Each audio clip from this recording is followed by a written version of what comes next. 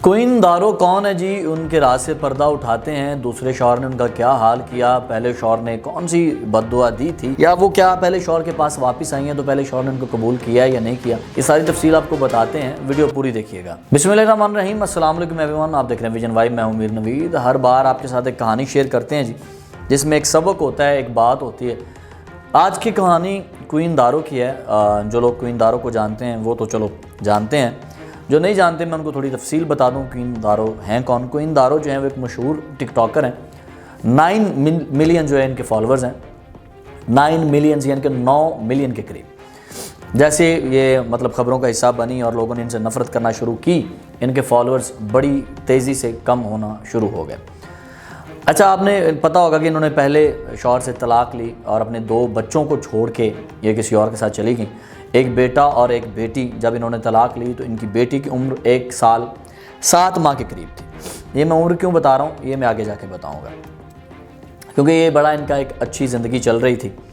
कराची की ये रहने वाली हैं। इन्होंने पसंद की शादी की और शौहर के साथ जर्मनी सेटल्ड हो गई। अल्लाह ने इनको औलाद जैसी नेमत से नवाजा। इन्होंने अपने शौहर से इजाज़त लेके टिकटॉक पे वीडियोस बनाना शुरू की, अपलोड करना शुरू की और फैमिली के साथ, बच्चों के साथ इनकी वीडियोस आती थी। लोगों ने इनको बड़ा लाइक किया और 9 मिलियन फॉलोअर्स इनके हो गए। फिर इन्होंने क्या किया कि इन्होंने लाइव आना शुरू कर दिया, टिकटॉक लाइव पे बैठना शुरू कर दिया। तब रात से पर्दा उठता है जी, असल कमाई तो टिकटॉक लाइव पे है। या वैसे वीडियोस के ऊपर कोई स्पॉन्सर कर दे तो कर दे, वरना लाइव के ऊपर आके लोग बड़े बड़े गिफ्ट मारते हैं, बड़ी बड़ी चीज़ें होती हैं। तो ये लाइव के ऊपर आके आप असल पैसा कमाते हैं। टिकटॉक लाइव होना शुरू हो गई जब ये, तो बड़े इनके फॉलोअर्स बने, फैंस बने, लोग बड़े बड़े इनको गिफ्ट देते। तो यहाँ पे इनके साथ एक जो है ना फ़ैन आता, और ये अक्सर लाइव अपने बेडरूम से बैठ के आती थी, ये याद रखिएगा, अपने बेड से। एक इनके जी फ़ैन यहाँ पे बन जाते हैं जिनका नाम है आसिम भट्ट। आसिम भट्ट इनको यूरोज़ और डॉलर्स और पता नहीं कौन कौन से गिफ्ट मारते हैं और लाखों रुपया लुटाते हैं। तो होता क्या है कि ये उनके ऊपर फ़िदा हो जाती हैं, ये उनकी दौलत के ऊपर फ़िदा हो जाती हैं। ये अपने पहले शौहर से तलाक़ लेती हैं, बल्कि तलाक़ लेने से पहले ये लंदन जाके आसिम भट्ट से मुलाकात करती हैं, उनके साथ तस्वीरें और वीडियोज़ भी शेयर करती हैं। लोगों ने बड़ी लान तान की, इनको बड़ा जो है वो आड़े हाथों लिया कि आप किसी के निकाह में और आप किसी गैर मर्द से जाके मिल रही हैं, तो ज़ाहिर मुलाकातें फिर इंजदियाँ तो नहीं होंगी, जिन्हें लंदन सदे हो एवं तो नहीं सदेगा, यानी कि जिस्मानी ताल्लुकात भी हुए होंगे। तो वो लोगों ने बड़ा इसको एक गलत नज़र से देखा कि तुम क्या कर रही हो, किसी के निकाह में हो। तो वहाँ से इसका डाउनफॉल शुरू हुआ। इसने तलाक़ ली, तलाक़ लेके ये आसिम भट्ट से शादी करती हैं और पता चलता है ये आसिम भट्ट की तीसरी या चौथी बीवी है। जो आसिम भट्ट की इनसे पहली बीवी थी वो भी जो है वो तुर्की की मॉडल थी, तुर्किश मॉडल थी, वो भी टिकटॉक से ही उसने उठाई थी। उसके साथ जब तलाक़ हुई तो तलाक़ कोर्ट में हुई और वहाँ पे ज़दोकोब करने का, तशद्दुद करने का भी इल्ज़ाम आसिम के ऊपर था कि उसने अपनी बीवी को मारा है और कोर्ट में तलाक़ हुई है। जिनके पहले शौहर थे उन्होंने कहना शुरू कर दिया कि देखें जी, अपनी छोटे छोटे बच्चों को ये छोड़ के गई है, तो वो बंदा पहले अपनी बीवी को उसने मारा है, तलाक़ दी है, तो इसके साथ भी वही होगा और ये साल के अंदर अंदर वापस आएगी। ये पहले शौहर ने कहा इसको बद दुआ कह लें, इसको आप कुछ भी कह लें, या शौहर ने दिल बर्दाश्ता होकर बात की, ये इनके शौहर ने कहा। होता क्या है कि ये बड़ी हंसी खुशी ज़िंदगी गुजारना शुरू हो जाती है। तो इसके जो दूसरे शौहर हैं आसिम भट्ट साहब, वो इसको बड़ा सपोर्ट करते हैं। वो कहते हैं देखें जी, मैंने इनके साथ दोस्ती नहीं की, मैंने इनके साथ निकाह किया है, मस्जिद नबवी में हमारा निकाह हुआ है। एक बड़े अजीम जो है वो मौलाना साहब या ख़तीब ने या पेश नमाज ने हमारा निकाह करवाया, आलम दीन ने निकाह करवाया। और जब निकाह हो रहा था हमारी नज़रें गुंबद खिज़रा पे थी। मैंने इनसे निकाह किया, कोई दोस्ती या याराना नहीं लगाया। नो डाउट निकाह एक पाक पाकीज़ा बड़ा मोतबर और मजबूत रिश्ता है, अच्छा रिश्ता है, लेकिन जिस तरह किया गया वो तरीका गलत था, वो सिस्टम ही गलत था कि 1 साल 7 महीने की बच्ची को छोड़ के एक औरत आपके साथ निकाह कर रही है और आप उसको वर्गला रहे हैं निकाह पे। ये चीज़ें गलत थी। होता क्या है कि क्वीन दारो जो है एक दिन इसी तरह अपने दूसरे शौहर के घर पे बैठ के बेडरूम से लाइव आई होती है। अब अचानक से आसिम भट्ट अंदर आता है, आ कहता है ये क्या कर रही हो? कहते जी लाइव हूँ। कहता है बेडरूम में बैठ के लाइव हो? बेडरूम हमारी प्राइवेट जगह है, प्राइवेट प्लेस है, यहाँ पे बैठ के लाइव क्यों आई हो? तो वो कहती जब मैं पहले शौहर के घर पे थी तब भी तो मतलब मैं यहीं बेडरूम से लाइव आती थी, तब तो कोई इशू नहीं था।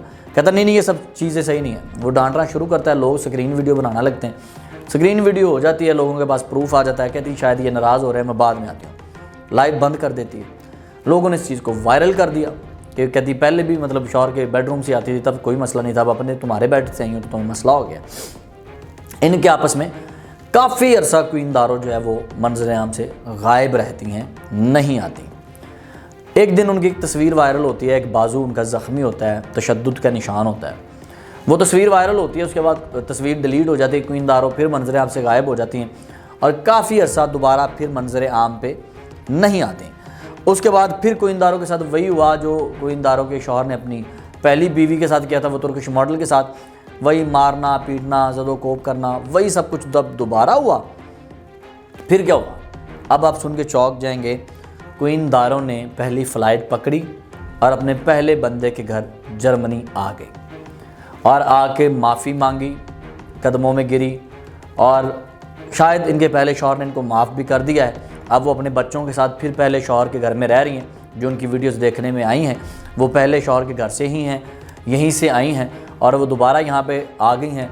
शाम का कहते हैं ना, सुबह का भूला शाम को घर आ जाए तो उसे भूला नहीं कहते, लेकिन शायद ये जुमला इनके ऊपर फिट नहीं आता, ये जिस तरह से गई थी। और यहाँ पे एक चीज़ मैं एक राज खोलना चाह रहा हूँ, वो राज ये है कि क्वीन दारो ने जब दूसरी शादी की और लोगों ने इन्हें तनकीद का निशाना बनाते हुए कहा ना 2 टके की औरत और अपने बच्चों को छोड़ के चली गई, तब इन्होंने एक वीडियो में कहा कि मैं तो अपने पहले शौहर से 2 साल से सेपरेट थी, अलग रह रही थी, आपको क्या पता हमारे घर में क्या हो रहा था।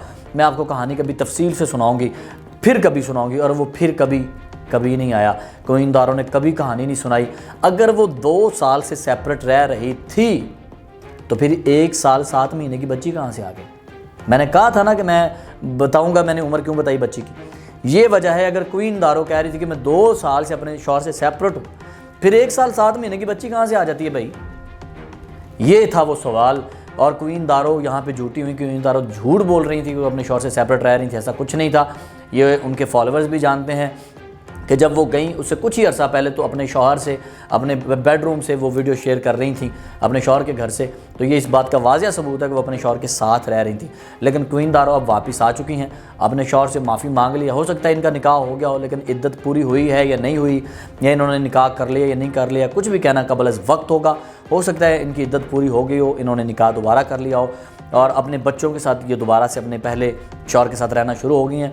ये बहुत बड़ा सबक है उन बच्चियों के लिए, उन लड़कियों के लिए जो सोशल मीडिया पे आ जाती हैं, वो टिकटॉक हो या कोई और साइट हो, जहाँ पे आके वो लोगों से इस तरह बातों में आके या गिफ्ट्स के बहाने या पैसों को देख के अपने हंसते बसते घर को बर्बाद कर लेती हैं, या अपने बाप और भाई की इज़्ज़त को रौंद के उनसे शादियाँ कर लेती हैं। और बाद में वो कहते हैं ना, धोबी का कुत्ता ना घर का ना घाट का, फिर वो दोनों तरफ जाने से जो है ना वो ख़त्म हो जाते हैं, दोनों रास्ते उनके लिए बंद हो जाते हैं और उनकी ज़िंदगी एक जो है वो निशानी इबरत बन के रह जाती है। तो खुदारा ऐसी एक्टिविटी से बाज रहिए।